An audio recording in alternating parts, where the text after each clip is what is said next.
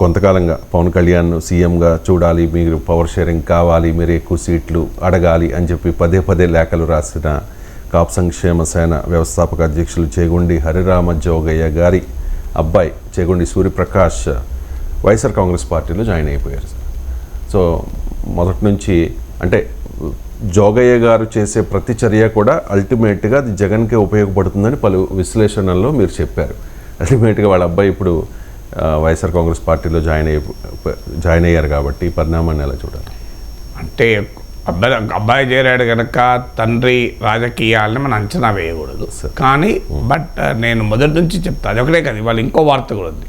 ముద్రగడ్డ పిఠాపురం నుంచి పోటీ, ముద్రగడ్డ లేదా ముద్రగడ్డ తనయుడు, ఇలా చర్చలు కూడా వస్తున్నాయి. అందువల్ల ఇప్పుడు క్వశ్చన్ ఎక్కడ వస్తుంది అంటే హరిరామజోగయ్య లేదు ముద్రగడ్డ వీరు వైఎస్ఆర్ కాంగ్రెస్ పార్టీకి ఉపయోగపడుతున్నారు అనే ఆరోపణ కాదున్నది. కానీ వాళ్ళు రైజ్ చేస్తున్న ప్రశ్నలు నిరంతరం జనసేన పైన ఒక రకమైన దాడి, పవన్ కళ్యాణ్ పైన. ఈ దాడి ప్రత్యర్థులు చేస్తే అర్థం చేసుకోవచ్చు, ఇక్కడ వైసీపీ దాడి చేస్తే సహజంగానే. కానీ నిరంతరం మిత్రులుగా ఉంటున్నామని చెప్తున్న ఇద్దరు కాపు అగ్రనేతలు రకరకాల ఉత్తరాలు బహిరంగంగా రాస్తున్నారు. బహిరంగంగా ఎప్పుడు మిత్రుడు ఉత్తరం రాయడు. ఇప్పుడు మీకు ఫ్రెండ్ లేఖ రాస్తాడు, ఆ లేఖ మీకు డైరెక్ట్గా రాస్తాడు తప్ప రోడ్డు మీద పబ్లిక్లో మీ ఇంటి ముందు రతకబెట్టిపోతారా చెప్పండి నాకు. మీకు మీ మిత్రుడికి ఏదో కొన్ని మీకు అడ్వైజ్ చేయాలి. ఏం చేస్తాడు? ఓరల్గా చెప్తాడు. ఓరల్గా చెప్పాల్సి లేదా ఫోన్ చేసి చెప్తాడు. కాదంటే ఒక లేఖ రూపంలో రాసి పంపిస్తాడు. కానీ ఆ లేఖ గోడ కతికించి ఓ మైక్ పట్టుకొని మా మిత్రుడికి ఈ సలహాలు ఇస్తున్నా అని చెప్తాడు. ఎక్కడన్నా చెప్పండి.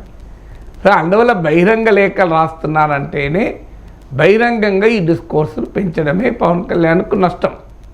అందువల్ల పవన్ కళ్యాణ్ బలం ఇంతుంది అంతుంది అని ఎగ్జాగరేట్ చేసి జన సైనికుల్లో కూడా భ్రమలు కలిగించి జనసేనకు అన్యాయం చేసింది టీడీపీ, చంద్రబాబు నాయుడు పవన్ కళ్యాణ్కి అన్యాయం చేశాడని ఒక నరేటివ్ బిల్డ్ చేసి దానివల్ల జనసేన టీడీపీ పొత్తు కుదరకూడదు, కుదిరినా ఓటు బదిలీ కాకూడదు.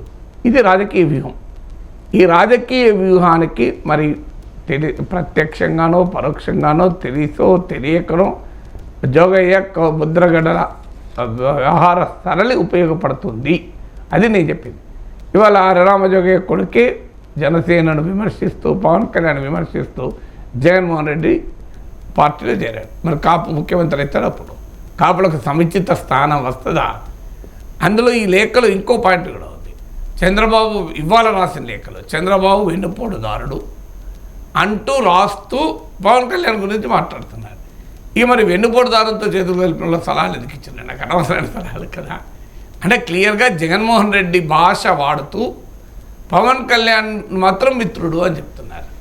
సో అది క్లియర్గా అర్థమవుతుంది కదా, టీడీపీ జనసేన పొత్తుకు వికటించాలి, ఆ పొత్తు వల్ల కాపు ఓటు బదిలీ అయ్యే అవకాశం ఉంది కనుక బదిలీ కాకుండా ఉండాలి అనే లక్ష్యంతో జరుగుతున్న ప్రయత్నాలుగా స్పష్టంగా కనబడుతున్నాయి.